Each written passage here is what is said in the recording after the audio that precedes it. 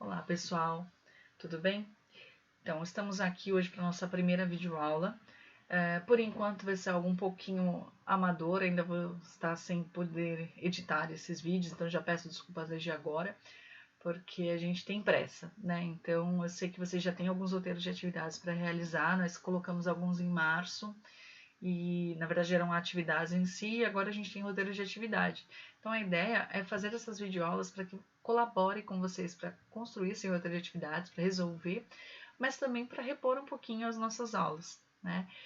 No caso, como já faz tempo que a gente teve aula, e muito poucas, eu resolvi fazer uma videoaula que recomece um pouco aquilo que a gente já discutiu na sala de aula e dê andamento no conteúdo. E aí o tema então de hoje é a introdução à filosofia, os primeiros filósofos, sob abordagem ocidental, portanto os gregos, né? Então quem esteve nas aulas presentes já sabe mais ou menos do que eu estou falando, mas a gente vai dar andamento em algumas outras questões. Vamos lá? Então, primeiramente, o que é filosofia, né? É claro que na aula presencial a gente faz de uma outra forma, eu começo a contar uma história que a gente vai ver hoje no final, mas vamos tentar definir primeiro a palavra, né? A palavra filosofia, ela é de origem grega e é atribuída a invenção dessa palavra ao Pitágoras de Samos, é esse mesmo, da matemática. Então, o Pitágoras, que também era matemático e é um filósofo pré-socrático, que nós veremos hoje, ele vive por volta do século V a.C., né? E ele é o primeiro a usar esse termo filosofia, né? Atribuem a ele o uso do termo pela primeira vez. Não significa necessariamente que ele criou a filosofia, né? Certo? Bem antes dos gregos, certamente havia filosofia. Então a gente também tem a filosofia oriental, por exemplo. Tá? No entanto, ele foi o primeiro a dar o nome à coisa. Né? E o que significa a palavra filosofia? Filo, aquele que tem sentimento amigável ou amigo, né? Sofia, sabedoria. Portanto, a palavra filosofia, amigo ou amizade ao saber. Né? E a gente vai vendo aos poucos por quê. E que saber é esse? Né? Algum saber específico? É uma ciência? É mais uma área que a gente vai estudar aí no nosso ensino médio, por exemplo?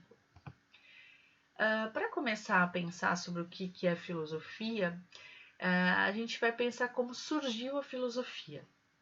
Né? E essa história que a gente está contando é então a partir da Grécia Antiga. E para pensar como surgiu a filosofia, a gente tem que pensar no que era antes da filosofia. Por que surgiu a filosofia? Então eu coloquei algumas questões aí para que a gente possa pensar, né? Como começou o universo e a vida, por que a vida ao invés do nada, como compreender a natureza, como compreender o homem, o ser humano. Só que é muito fácil, por um lado, algumas questões, como a primeira questão, como começou o universo e a vida. Porque hoje nós temos algumas respostas possíveis. Nós temos a resposta, por exemplo, de algumas religiões, nós temos a resposta científica.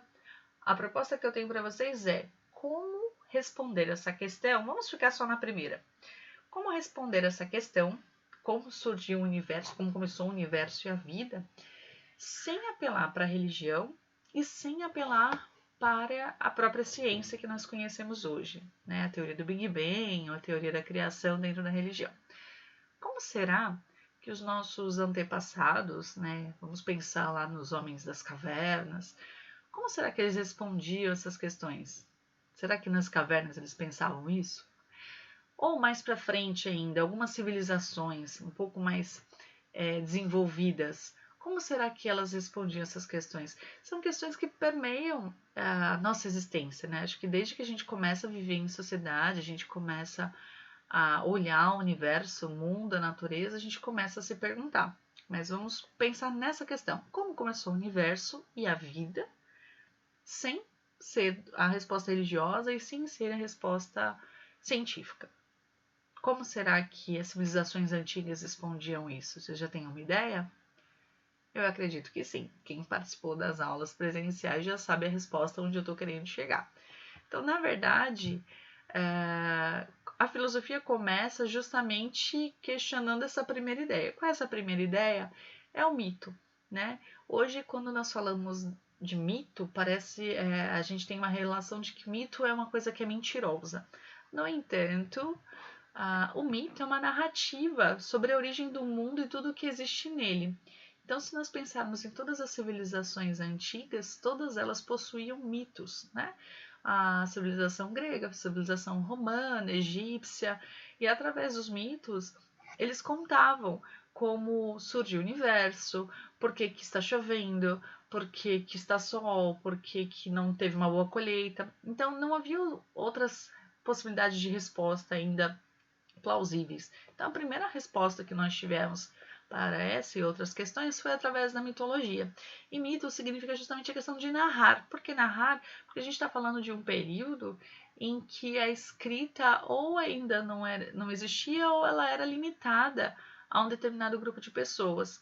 Então, essas histórias, essas ideias, esse pensamento era passado preponderantemente através da narração, através da fala oral. Então, a filosofia seria justamente essa passagem do mito, que é uma questão que a gente vai discutir um pouquinho agora, que não é racional, que depende necessariamente da crença, né, de um grupo, para a questão do logos, que é uma resposta mais racional. Então, pensando no mito, antes de falar no logos, eu coloquei umas imagens aqui, acredito que vocês já conheçam a maioria delas, né? Fazem parte da mitologia grega. E aí eu vou especificar a mitologia grega porque a gente está falando do início da filosofia, que, portanto, será ali na Grécia. Então, né, quem será que é esse deus aqui, né? Vocês lembram do nome dele? Tem a ver com o Percy Jackson, né? O Percy Jackson é um filme que, na verdade, ele foge um pouquinho daquilo que foi a história e faz uma mistura que não é muito bem real aquilo que aconteceu na mitologia. Então aqui pode ser chamado Zeus, né, que é o deus do raio, e na verdade esse raio significa simbolicamente o conhecimento. Aqui nós temos Cronos, né, Afrodite, ou Vênus de Milo, Baco, Dionísio, e aqui, alguém lembra desse daqui? Netuno ou Poseidon, né? No caso da mitologia grega, Poseidon. Então, como é que era a relação da mitologia com a sociedade, ou da sociedade com a mitologia? Por meio dos deuses, eles explicavam a realidade, como eu disse, das coisas. E os deuses, eles significavam as coisas, principalmente os elementos da natureza, e ao mesmo tempo existia um diálogo com esses deuses, porque a ideia de Deus na mitologia grega não é como a ideia de Deus cristã, por exemplo, que nós conhecemos, de um Deus perfeito, que está num outro mundo, que nos... Não, é uma ideia de um ser que é igual a um ser humano, praticamente. Ele tem os mesmos defeitos. Tanto que nós vamos ver na mitologia grega semideuses. Por que existem semideuses? Parte Deus, parte humano.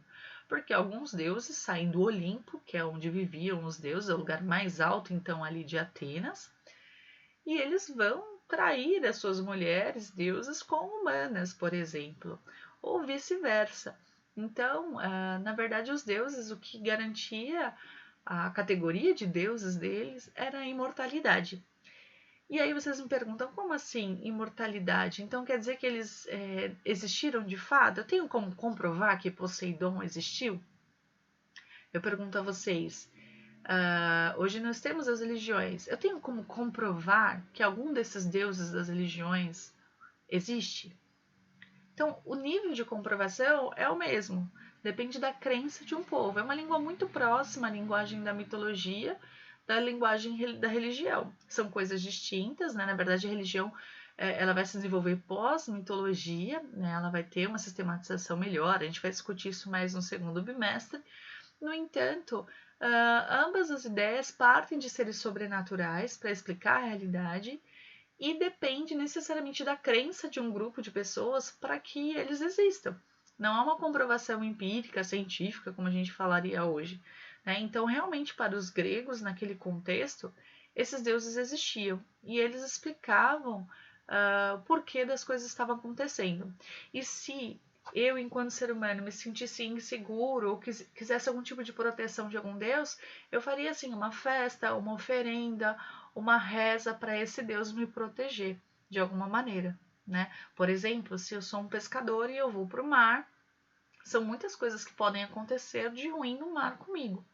Então, antes de eu ir ao mar, eu vou e faço uma reza, uma oferenda, uma festa para o deus Poseidon, para que ele me proteja. Então, essa era mais ou menos a relação entre os deuses e humanos. E aí o que é interessante nós observarmos, existe um livro chamado Teogonia, de Hesíodo, né? Esse Hesíodo é um poeta oral grego. Porque poeta oral, na verdade, não foi ele que escreveu em si o livro Teogonia, mas foi as ideias que estão ali estão atribuídas a ele, né? Aqui é mais ou menos o período em que ele vive. O que significa, então, teogonia? O que é teo? Pensaram aí?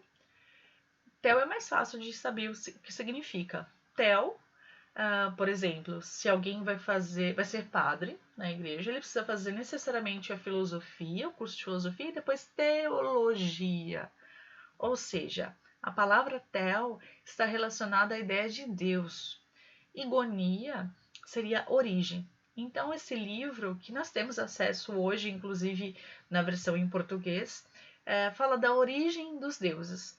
Então, através de uma fala bem poética, inclusive, o Hesíodo, na verdade, que é atribuído ao Hesíodo, vai estar explicando como originou todos os deuses, portanto, como começou o universo e a vida e tudo que existe aqui.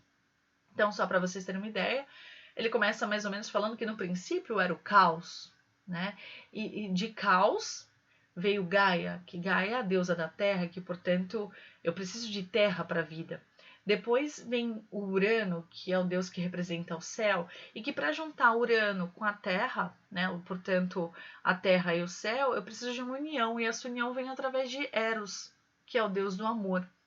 Então, através daí, ele vai falando dessa questão dos deuses, quem são os filhos desses deuses. Aí tem Ciclopes, tem todos os seres da mitologia. E é interessante que no livro tem uma grande introdução em que ele vai explicando todos esses seres e como é que o Hesíodo trabalhava essas ideias e como é que eram entendidas essas ideias na mitologia grega. Então, vale a pena dar uma pesquisada.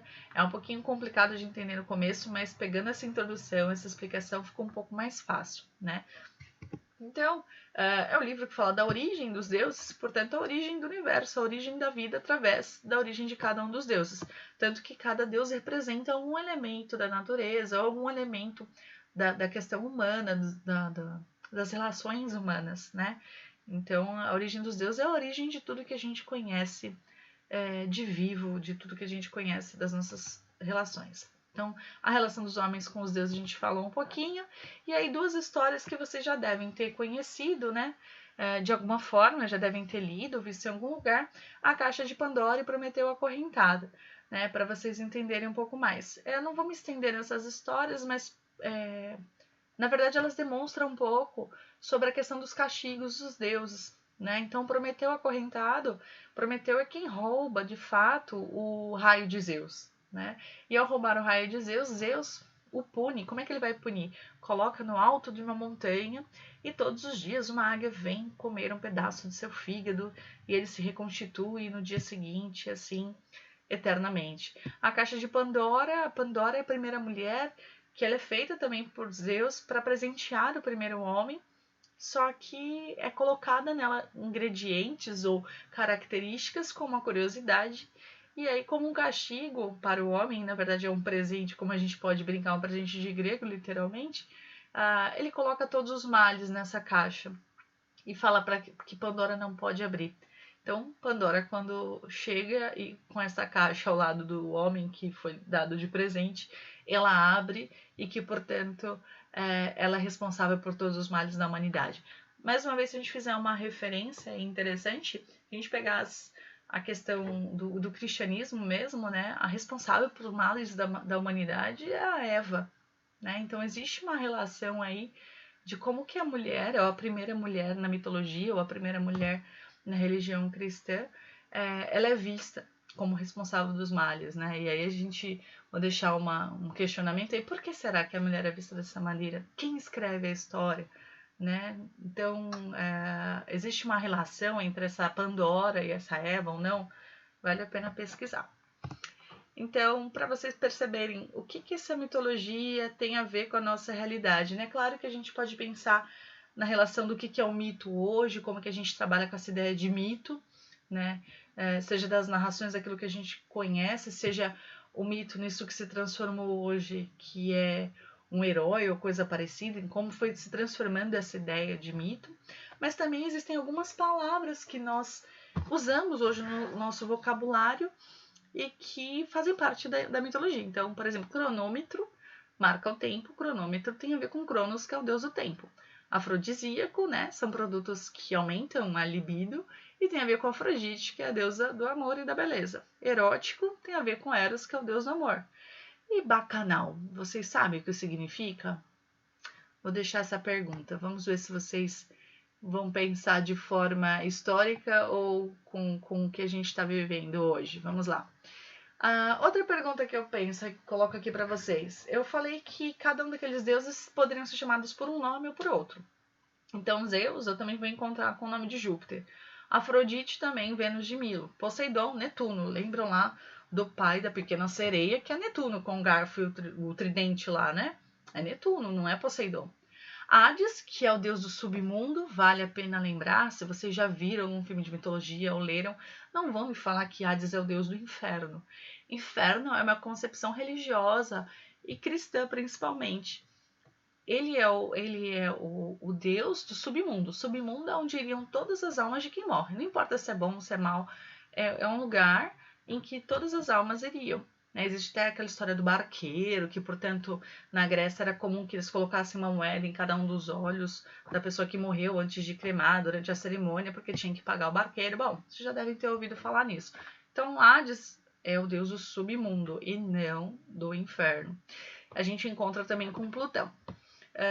Cronos é Saturno, Eros é o Cupido e Dionísio é o Baco. Então, na verdade, são os mesmos deuses.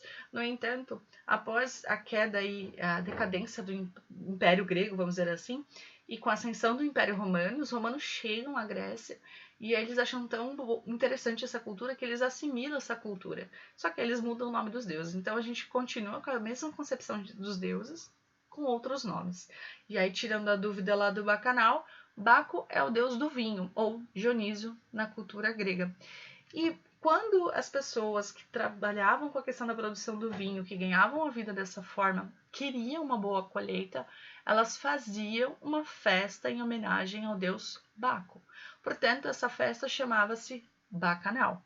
Então, se vocês procurarem hoje no dicionário, seja online ou em papel, o primeiro significado da palavra bacanal é festa em homenagem ao deus vinho. Hoje, essa palavra tem um outro significado, tem a ver com orgia, tem a ver com outras questões que as pessoas, talvez, né, depois de tantos anos, foram assimilando e dando outros significados, né? Mas vale a pena aí dar uma olhada. Quando é que começa, então, a filosofia? É na mitologia? Não. É quando o primeiro cara, o primeiro grupo de pessoas ali, resolve pensar, bom, não deve ser porque, sei lá, tem um deus zangado, Poseidon está bravo, que hoje o mar está revolto. Deve ter alguma explicação racional. Não deve ter começado tudo através dos deuses. Deve ter alguma coisa que a gente possa observar racionalmente que possa nos dar a resposta. Então, a gente vai ter um grupo de pensadores nesse começo que eles vão ter algo em comum. A gente vai chamar eles de pré-socráticos, porque eles vêm antes de Sócrates. Claro que esse nome é atribuído posteriormente, porque a gente, nesse período, então, não saberia que Sócrates ia existir. Mas esses pré-socráticos são um grupo de alguns pensadores que eles têm algo em comum. Todos eles vão buscar a arqué, ou seja, o princípio, a origem do universo e da vida, só que não através dos deuses, mas sim através da physis, ou seja, da natureza. Recapitulando, todos os filósofos pré-socráticos querem buscar na natureza que é algo que eu posso observar, que é racional, que eu posso ter provas da onde começou a vida e o universo, ok? E aí a gente tem como nosso primeiro filósofo grego um outro cara conhecido de vocês na matemática, o Tales de Mileto. Tá? Vocês vão perceber que na Antiguidade, na Idade Média, mesmo no período moderno, era muito comum que não fossem filósofos, matemáticos, biólogos, eram pensadores, portanto, eles pensavam sobre várias questões. Essa divisão, essa especificidade que nós temos hoje em áreas é uma coisa muito recente em relação à nossa história. Então, Tales de Mileto, que é um cara também da matemática, ele é um filósofo pré-socrático e para ele chega à seguinte conclusão: bom, tudo que é vivo tem água. Nós passamos alguns dias sem comer, mas sem água muito menos. Portanto, a vida deve ter surgido da água. Foi a primeira resposta racional, então, para o início da vida no nosso planeta, nessa concepção que a gente tem de planeta. Então, ele é considerado o primeiro filósofo. No entanto, nós vamos ver mais para frente que ele não é considerado o pai da filosofia, tá? Por outras questões que nós veremos. Ele é o primeiro filósofo porque ele tem a primeira resposta racional nesse contexto. Significa que todo mundo agora começou a pensar de forma racional e deixaram de acreditar na mitologia? Não. Significa que um grupo de pensadores começaram a ter respostas racionais para as questões, mas de uma forma geral, a maioria das pessoas continua acreditando na mitologia e respondendo suas questões através da mitologia. Então, os pré-socráticos são vários, aqui a gente chama das escolas, né, dos pré-socráticos, de onde eles vêm ou do grupo que eles fazem parte. E aí eu deixei em negrito alguns que eu considero bastante interessantes, né? O Tales de Mileto, porque é o primeiro e ele fala que tudo surge da água. Depois nós temos o Heráclito, que é muito interessante também, ele fala da questão do fogo, né? Por que o fogo? Ah, tudo surge do fogo? Não, ele faz uma espécie de metáfora. O fogo, se nós observarmos, não sei se vocês já pararam para ver, uma chama de fogo por algum tempo, o fogo é algo que ele está em constante transformação, seja com relação às cores, seja com relação... na verdade, é a questão do movimento, né? Ele vai estar sempre em movimento. Então, esse movimento traz novas cores, mas também traz formas diferentes. E ele vai falar, então, que tudo que é vivo está sempre em movimento. É o que ele chama de devir. Né? Então, uma frase muito conhecida é: o mesmo homem não entra no mesmo rio duas vezes, porque o rio já mudou, portanto a água do rio corre direto, né? E o homem também, porque o homem se transforma. Então é muito interessante essa visão dele, como tudo que é vivo se transforma o tempo todo. Tudo que é vivo está sempre em movimento.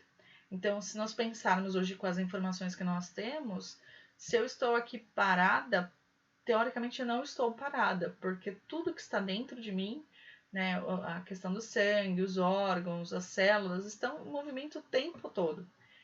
Se não estivesse em movimento, eu estaria morta. Então, tudo que é vivo está sempre em movimento, portanto, tem uma relação direta com a questão do fogo.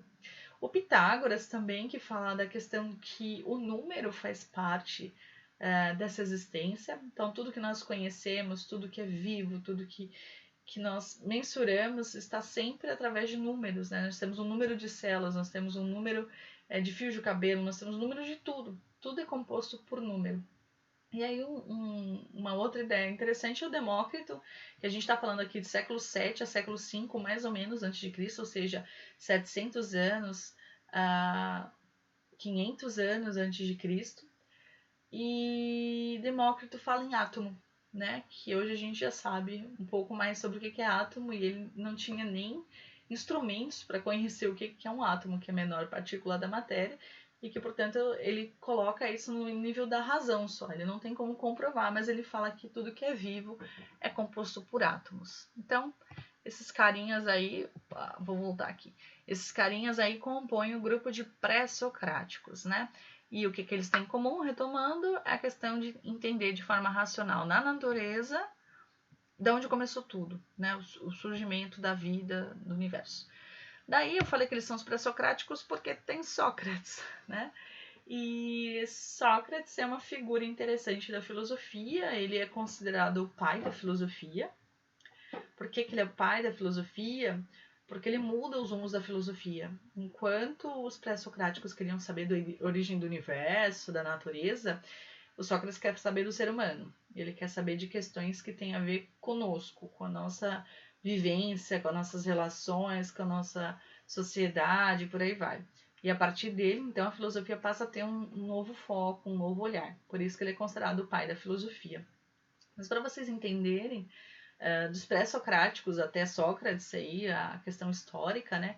Existe todo um novo contexto que está ali na Grécia, né? A criação da moeda, a questão da escrita, mas principalmente o contexto histórico da democracia, né? É na Grécia Antiga que surge o que a gente conhece hoje por democracia, E é claro que é uma concepção diferente, né? Nós teremos aulas específicas sobre isso mais para frente, mas para vocês terem noção, então, a democracia ela era o voto direto dos cidadãos atenienses, no caso, que a gente está falando, naquilo que tinha a ver com a cidade. Então as pessoas iam para as ágoras, que eram praças públicas, e decidiam, a gente vai fazer uma lei sobre tal coisa, quem é a favor? Fulano, quem é contra? Ou seja, a gente tinha uma votação direta.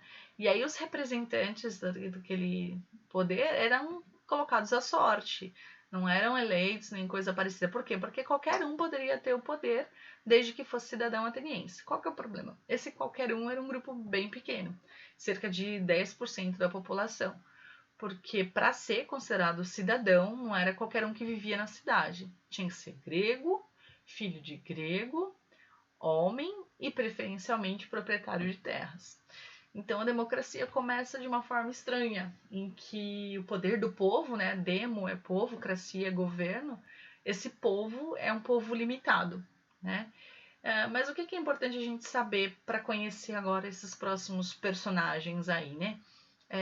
Na democracia, a gente vai votar, todo mundo vota e tem valor igual, todo mundo que é cidadão. Portanto, se eu tenho uma ideia, quanto mais eu convencer os outros da minha ideia, melhor. E aí aparece um grupo de pensadores, vamos dizer assim, chamado de sofistas. São diversos. O que esses sofistas fazem?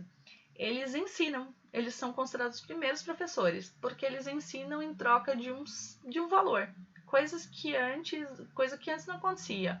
Né? Se a gente for pensar, mesmo Sócrates, Platão e Aristóteles, que a gente vai falar depois, eles muitas vezes eram da aristocracia, ou seja, tinham dinheiro e não precisavam receber para ensinar.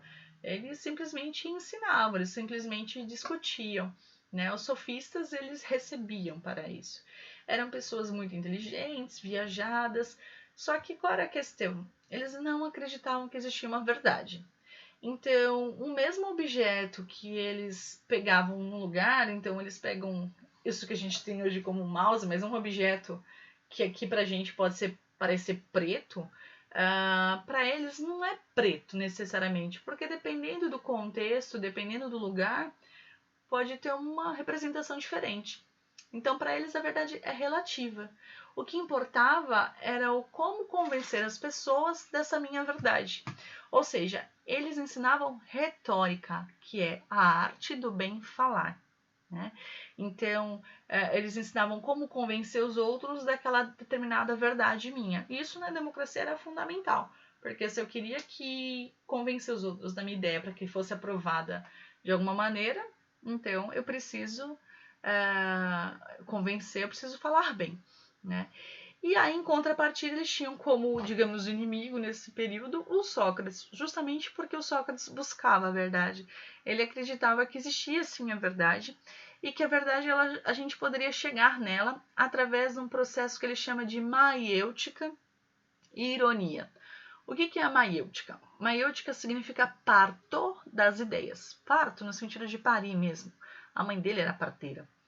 E parto das ideias por quê? Através de um diálogo entre várias pessoas ou entre duas pessoas, era possível ir questionando até chegar numa verdade não questionável. Então, como é que funcionava? Ele estava lá na praça pública, vale lembrar que Sócrates nunca escreveu nada, então, portanto, tudo que a gente sabe sobre o que ele falou, o que ele pensou, é através dos discípulos dele. E aí ele ficava na praça pública e levantava uma questão. Por exemplo, o que é justiça? Alguém responde essa questão e em cima da resposta ele faz uma nova pergunta. Porque normalmente essas nossas respostas são muito superficiais, né? E aí, em cima dessa pergunta, a gente vai responder de novo, ele vai fazer uma nova pergunta, ou seja, cada resposta que nós demos tem uma nova pergunta para tentar verificar se aquela resposta realmente se fundamenta e para tentar chegar numa verdade que seria mais absoluta. E aí, o que é a ironia? A ironia é que muitas vezes, quando Sócrates perguntava, ele já sabia o que as pessoas iam responder. Ele até mesmo induzia um pouco a pessoa a responder aquilo que ele pretendia concluir. Né? Então, esse processo de diálogo, pergunta-resposta, ele acreditava que nesse diálogo a gente chegaria sim numa verdade. Então, por isso que ele não gostava muito das ideias dos sofistas, porque os sofistas falavam que não tinha verdade. A verdade, portanto, podia ser comprada. E aí, duas frases bem conhecidas aí do Sócrates, para que a gente possa pensar um pouco nas ideias dele, mas que nós vamos retomar provavelmente em uma próxima aula. Conheça-te a ti mesmo. É aquilo que eu falei para vocês. Por que ele é o pai da filosofia? Ao invés de ficar pensando sobre o universo, a origem das coisas, do universo, da natureza, primeiro conheça-te a ti mesmo, conheça o ser humano. Vocês vão perceber que os livros escritos pelos discípulos dele, principalmente Platão, sempre vai ter a figura do Sócrates, sempre vai ser em forma de diálogo, e sempre as questões que ele vai estar buscando têm a ver com o humano, né, com as nossas relações humanas. O que é o amor, o que é a justiça, o que é o bem, o que é o belo. Né? Ele quer buscar verdades universais, ou seja, não uma opinião pessoal, mas uma verdade universal sobre cada um desses conceitos.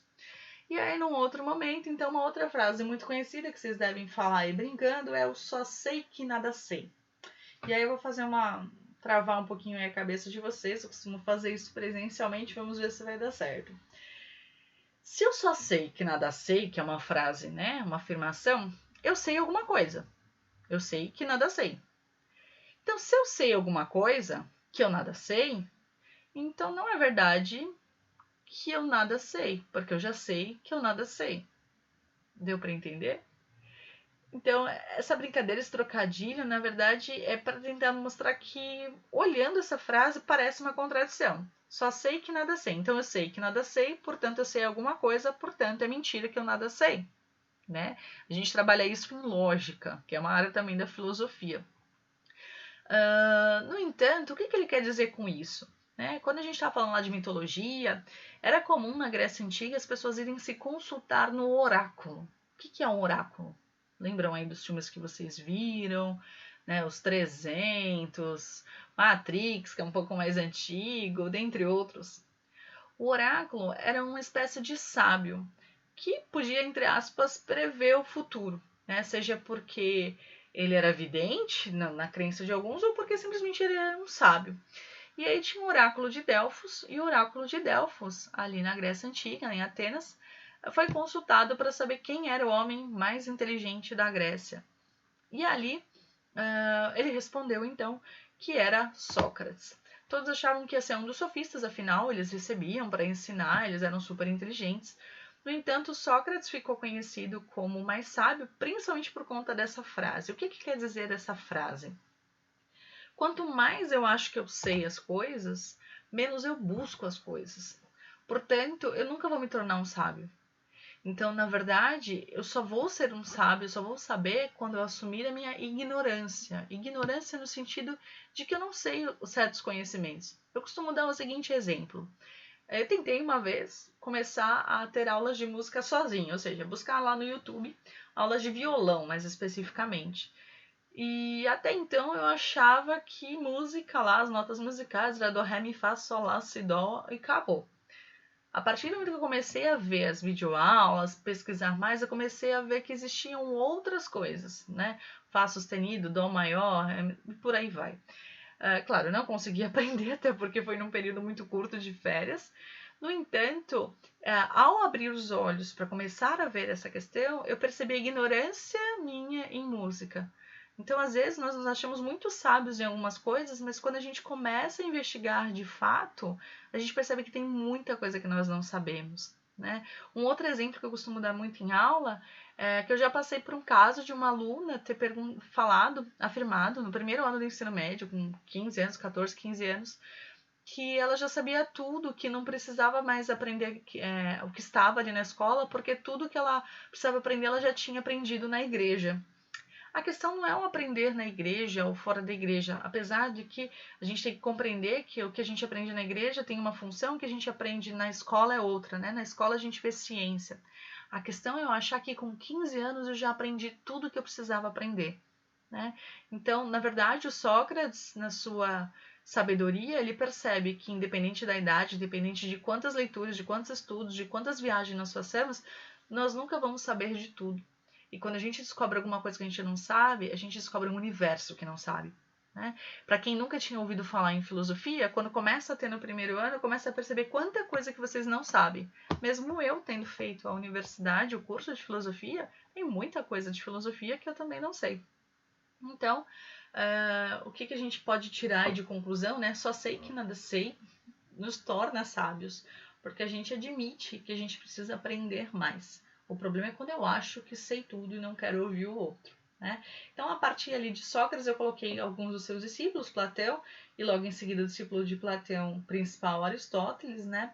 Mas que a gente não vai ver hoje, vai ficar para a próxima aula. Isso aqui é só, então, uma introdução para que vocês conheçam, né? E aí, olha só, no slide anterior a gente falou aqui, verdade, né? Para os sofistas a verdade era relativa, para o Sócrates ele buscava a verdade. E vou deixar um questionamento para vocês, né? O que é verdade, afinal? A verdade é relativa? Cada um tem a sua verdade? Mas se cada um tem a sua verdade, como que a gente consegue conviver? Né? Cada um faz o que quer? Não é bem assim. E aí, para complicar um pouquinho mais, a gente pode pegar a questão da linguagem. Né? No terceiro, a gente trabalha muito a questão da linguagem e o pensamento.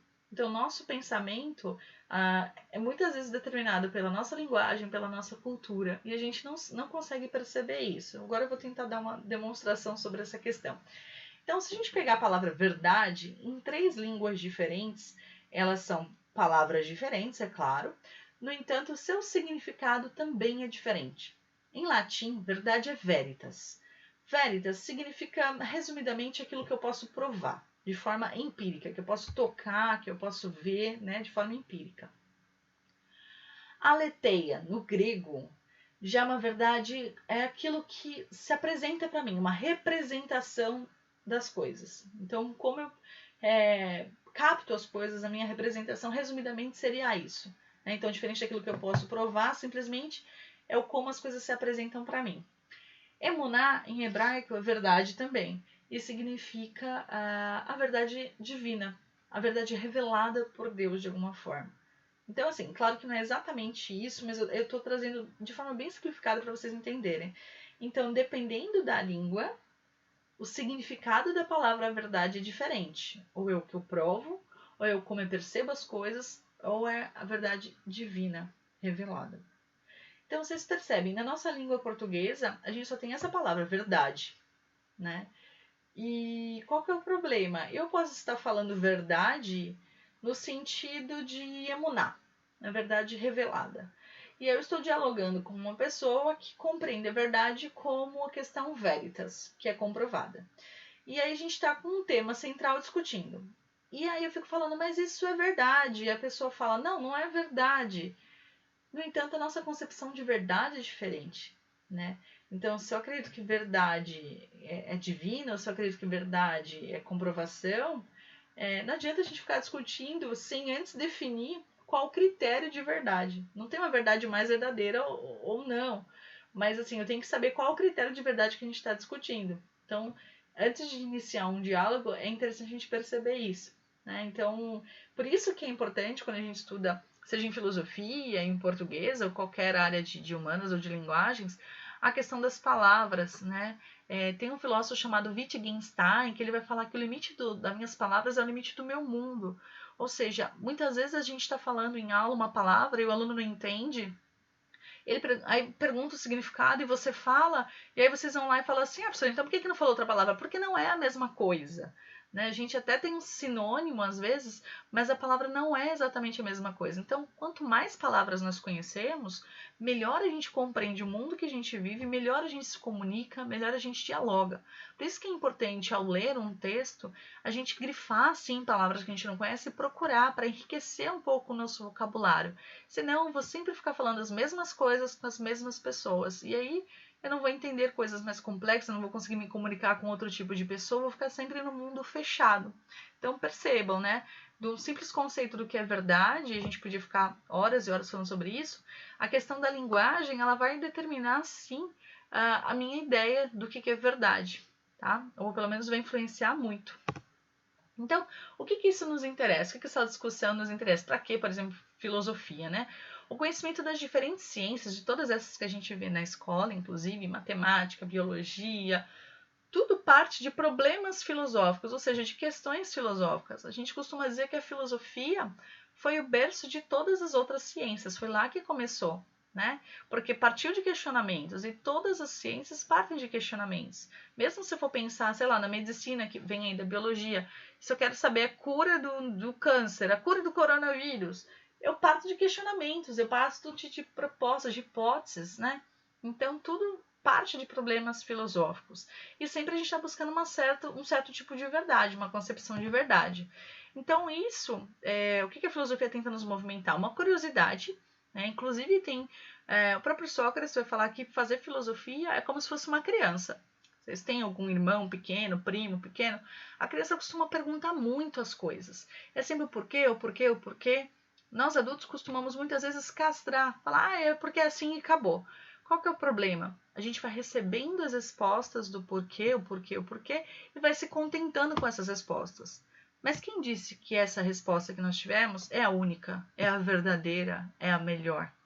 E a gente vai se tornando, então, um adolescente, um adulto cheio de certezas, e a gente deixa aquela criança questionadora lá para trás.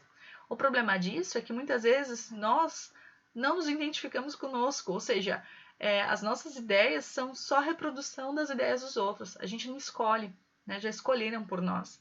Então, por que a gente tem que pensar de forma filosófica? O que a filosofia pode nos auxiliar na nossa formação, por exemplo? É voltar com essa curiosidade, essa atitude questionadora de não aceitar tudo como é, e não é simplesmente porque eu quero negar, porque eu sou revoltado, mas entender as coisas como são, né?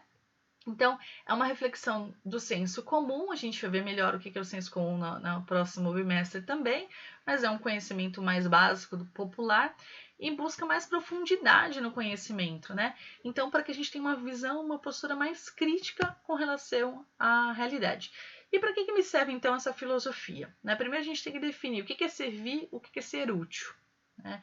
Nós temos o costume, principalmente quando jovens, de só querer saber aquilo que é útil. Útil é o que vai me dar dinheiro, por exemplo. No meu caso, é o que me dá dinheiro porque é minha profissão. No entanto, para muitos pode não dar dinheiro. Mas o que é ser útil além de dar dinheiro? O que é ser útil na nossa vida, né? Então aqui eu peguei algumas citações da Marlene Chauí, que é um dos livros, na verdade é o que a gente um dos que a gente está usando aí, de livro didático, né? E aí eu vou ler um pouquinho com vocês para que a gente possa compreender melhor. Se abandonar a ingenuidade, os preconceitos do senso comum for útil, se não se deixar se guiar pela submissão às ideias dominantes e aos poderes estabelecidos for útil, se buscar compreender a significação do mundo, da cultura, da história for útil, se conhecer o sentido das criações humanas nas artes, na ciência e na política for útil, se dar a cada um de nós e à nossa sociedade os meios para serem conscientes de si e de suas ações numa prática que deseja liberdade e felicidade para todos for útil, então podemos dizer que a filosofia é o mais útil de todos os saberes que os seres humanos são capazes. Ou seja, a utilidade da filosofia não é essa questão prática como, eu vou ganhar dinheiro, eu vou saber somar, sei lá. É uma questão muito mais sutil, né? É não ser submisso às ideias, é compreender melhor onde eu estou, é compreender até onde eu posso ir, é entender a história, entender a cultura para que a gente não cometa, inclusive, os mesmos erros que os nossos antepassados cometeram, é tentar melhorar e por aí vai. Então, ela define um pouquinho sobre essa questão da utilidade. E a gente dá continuidade, né? O que é, então, essa definição da filosofia? Existem várias possíveis, mas a gente vai dar continuidade aí com a Marlene Chauí. A atividade filosófica é, portanto, uma análise, uma reflexão e uma crítica. Essas três atividades são orientadas pela elaboração filosófica de ideias gerais sobre a realidade e os seres humanos.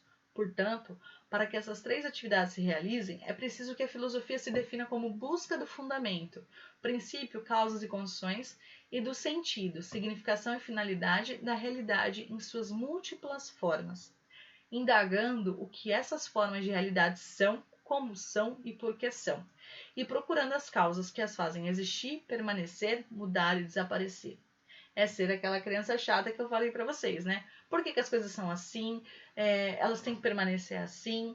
Qual o significado disso? Qual o princípio? Qual as causas? E por aí vai. É isso que a gente tenta pensar. questionar um pouco esse nosso mundo que parece tão natural, tão, sempre foi assim, ou é vontade divina, mas será, né? Será que não tem outras questões aí que são possíveis de compreender, que são possíveis de mudar, que são possíveis de ser repensadas?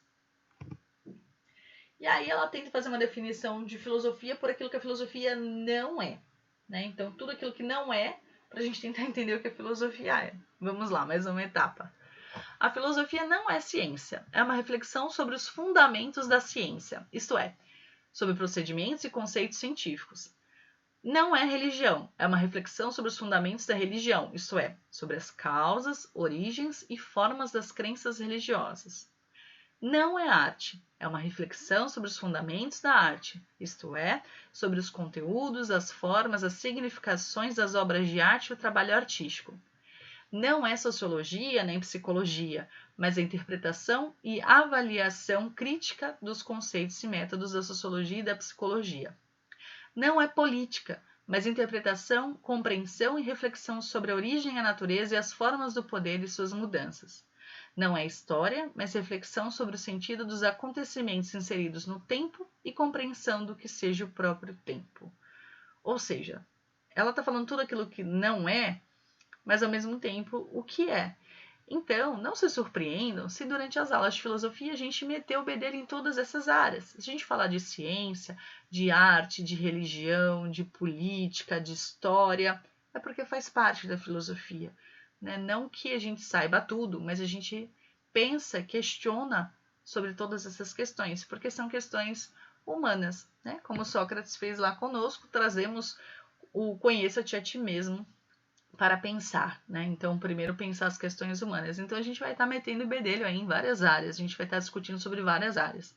Né? Eu já dei aula de física, de alguma forma, em sala de aula ali, presencialmente, mostrando sobre a questão da teoria da gravidade de uma forma prática, né? E por que os filósofos pensadores antigos teriam uma resposta para uma determinada experiência e os modernos seriam outra. Ou seja, dá para a gente trabalhar diversas questões dentro das aulas de filosofia. E é por isso que é tão interessante. Resumindo, né, o que a gente pôde ver praticamente até aqui, que a gente já está indo para a reta final.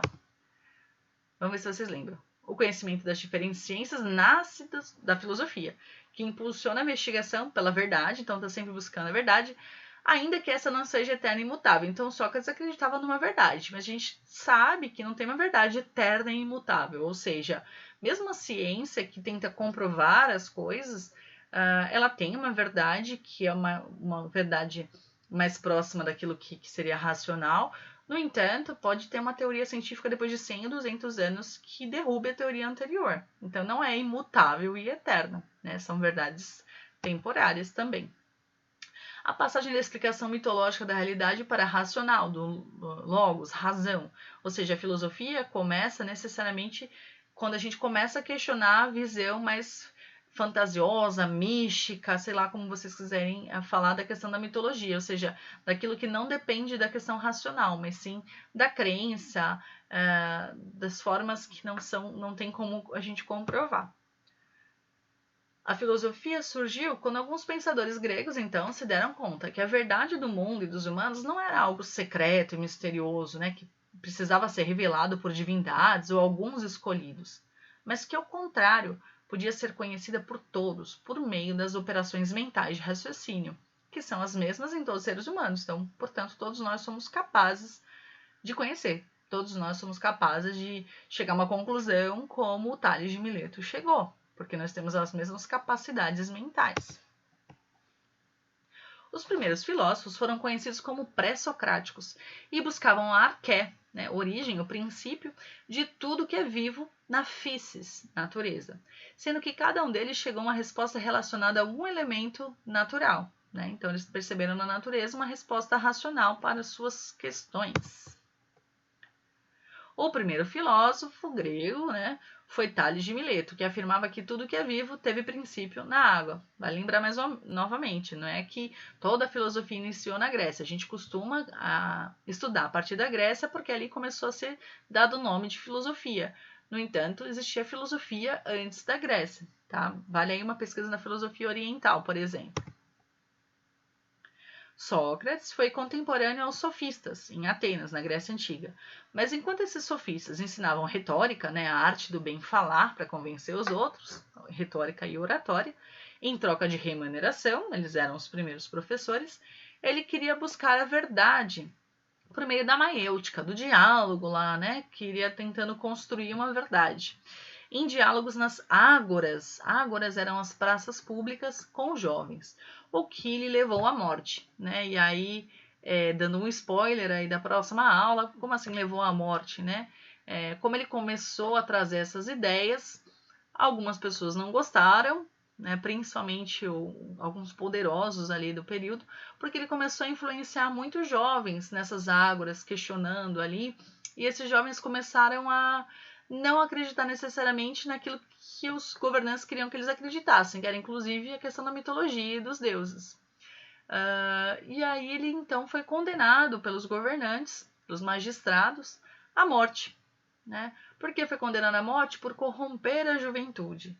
Porque os jovens deveriam acreditar nos deuses. Afinal, se eu cometo alguma infração e tem uma lei, eu posso fazer tranquilamente, muitas vezes, porque a lei eu posso escapar da lei de alguma forma.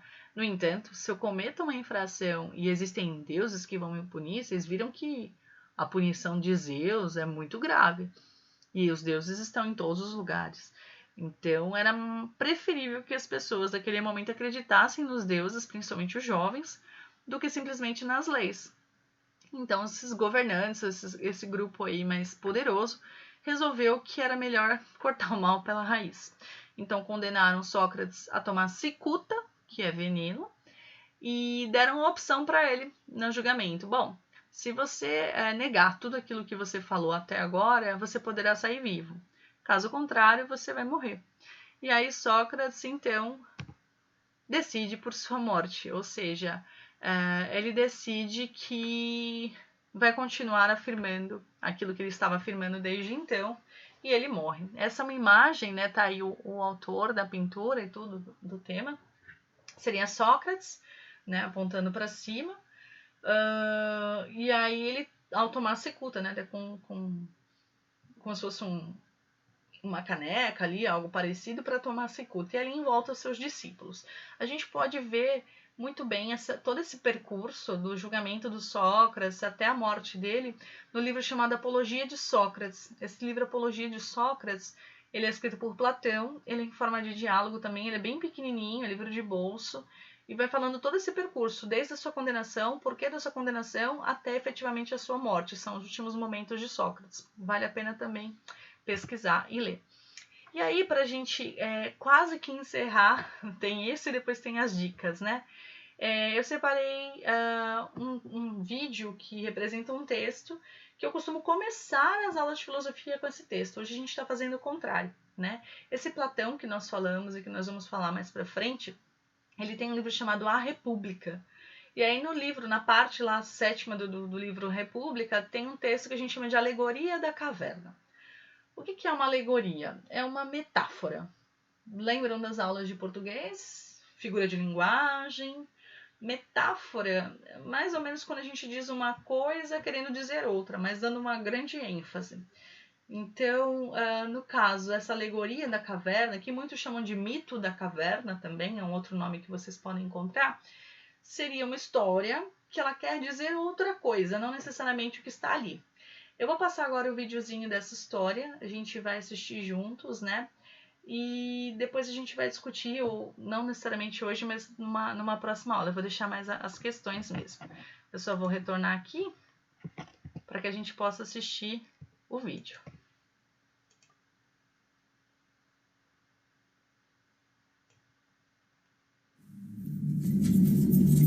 Imagine prisoners that have spent their entire lives chained deep inside a cave. They have been chained so that they cannot see behind themselves, and they are forced to stare endlessly at the cave wall in front of them. Behind them a fire is burning, and between the prisoners and the fire is a raised walkway. Now imagine that each day a menagerie of objects crosses the walkway. animals, and people carrying their wares to market.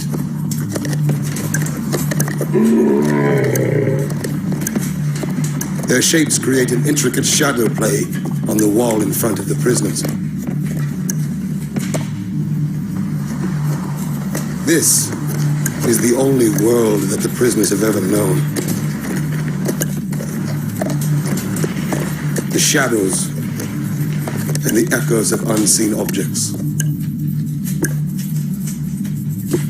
Now, imagine that a prisoner is released.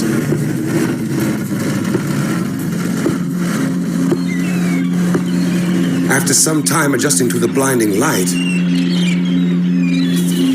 the freed prisoner will begin to experience the world outside of the cave for the very first time. And it is like nothing he could have ever imagined.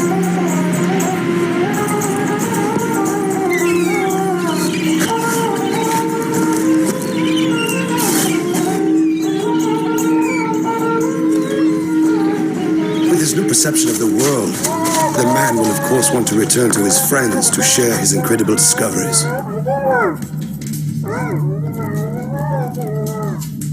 But the prisoners cannot recognize their old friend. He appears as all things do. His voice is a distorted echo, and his body is a grotesque shadow.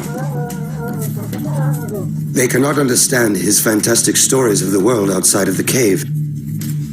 To them, it will never exist.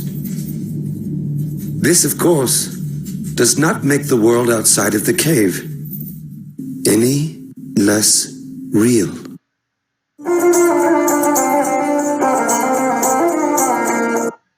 Ok, vamos voltar aqui. E aí eu tenho uma outra versão dessa mesma história que talvez seja interessante também. Vamos lá. Vamos ver se eu consigo abrir. Ok. As Sombras da Vida, Piteco, né? Maurício de Souza. Então eu vou passando aqui, a gente vai poder observar um pouquinho da história, né? Nós temos a caverna, e aí ele coloca, né, com agradecimentos ao colega Platão. Então lá dentro da caverna existem aí algumas falas, né? Bravo, muito bem, não sei o quê. Pena que tenha passado tão depressa, essa foi linda. Bem-vindo outra, que feia, Então, o pessoal lá dentro da caverna que está comentando. Novamente, né? Que forma mais feia, fica parado o tempo todo. Fora! Ei, moço, pode me dizer o que vocês estão fazendo? Que pergunta mais boba, como se existisse outra coisa para fazer. Estamos contemplando a vida. Então, eles estão vendo as sombras, né? E achando que a vida é aquilo. Que vida? Só tem uma parede aí. Você tá atrapalhando. Lá vem outra. Bravo, lindo. Ora, isso é só uma sombra, vocês deviam admirar o dono dela. Você que está enganado, a vida está ali. Podem ficar sossegados, já estou indo. E aí eles saem da caverna, né? Aí observem aí a primeira reação, né? Esse clarão está nos cegando, é um castigo, não devíamos ter parado de contemplar a vida. Depois, em determinado momento, né? Lá, vocês estão acostumados com a luz, vamos, abram os olhos devagar. E ele mostra que tudo que eles estavam vendo lá dentro eram só sombras, portanto a realidade é diferente. E aí eles começam de fato a enxergar. Ele estava falando a verdade, existe vida aqui fora, é muito mais bonito. Puxa, obrigado, moço, se não fosse você a gente passaria a vida inteira olhando para as sombras. Vamos indo, tem muito o que fazer, adeus. E aqui ele faz uma representação da passagem histórica, né? Então, o Homem das Cavernas, aí vai evoluindo até os dias de hoje. E aí tá lá, dentro de um lugar, que seria uma casa, novamente, bravo. E aí ele entra, o que vocês estão fazendo? Que pergunta mais boba, como se existisse outra coisa para fazer. Estamos contemplando o fantástico show da vida, que inclusive é uma metáfora, uma frase que o Fantástico usava lá na Rede Globo.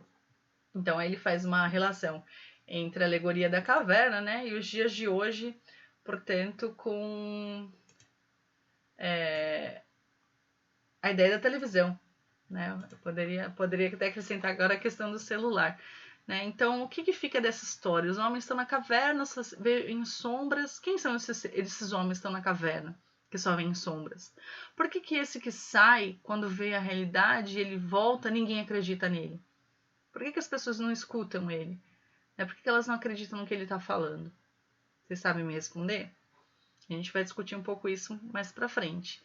Mas esse homem que saiu para o Platão, ele é o filósofo, ele é aquele que sai da caverna, que deixa de ver as sombras.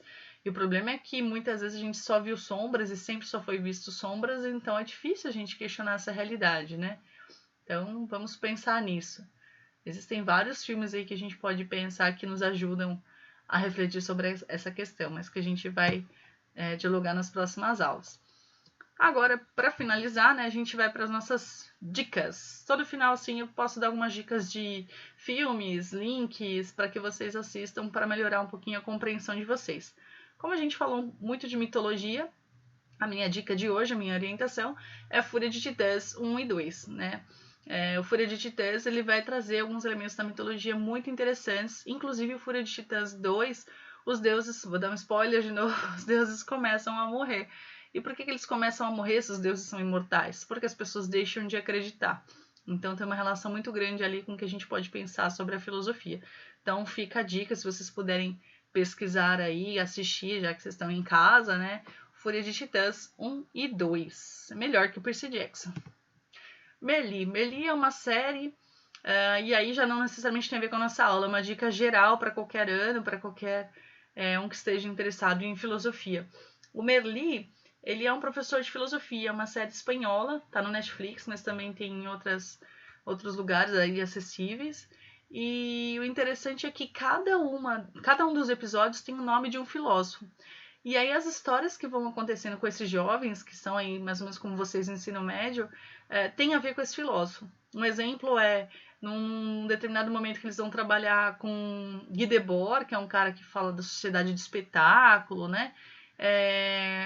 A menina, uma das personagens, vai ter fotos vazadas dela, né? O ex-namorado dela fica com raiva lá e posta um monte de foto dela íntima. E aí, como que a gente torna um espetáculo coisas que são íntimas nossas, né? Então, eles vão associar aquilo que está acontecendo com os jovens com o filósofo. É bem interessante e é gostoso de acompanhar a história de cada um deles aí. Fica a dica. Por fim, e aí a gente provavelmente vai precisar mais desse daqui nas próximas aulas. Nas próximas aulas a gente vai falar um pouco sobre a história da filosofia. Período antigo, medieval, moderno e contemporâneo. E aí tem um livro muito interessante, principalmente para quem está começando aí, primeiro ano do ensino médio, ou um pouco antes, que é O Mundo de Sofia. O livro em si é bem grosso, mas você começa a ler e não quer mais parar. É uma história bem intrigante de uma menina que está fazendo 15 anos e começa a receber cartas anônimas com perguntas bem estranhas. E aí começa a acontecer coisas muito estranhas, né? Que ela não consegue desvendar o que é real, o que não é mais real. A partir desse livro, teve uma série dinamarquesa, e essa série ela também está disponível, aí tem 4 partes, ela é um pouco longa, porque é uma série, e aí ela tenta retratar um pouquinho do livro. É claro que o livro sempre é melhor, mas se vocês puderem assistir a série, vai dar uma ideia geral da história da filosofia através da história dessa menina aí, da Sofia. Povo, assim, por hoje é isso. Eu sei que a aula ficou um pouquinho longa, espero que vocês consigam acompanhar até aqui, que vocês anotem aquilo que é necessário, porque uma coisa é o que a gente está vendo aí nos slides, outra coisa é quando a gente consegue pôr no papel, né, organizar nossas ideias. Espero que colabore um pouquinho para as nossas atividades de filosofia e que eu possa estar gravando novas aulas e que a gente possa estar conversando aí, seja no Google Classroom ou seja mesmo no blog, de alguma maneira, tá? Um abraço a todos e até a próxima!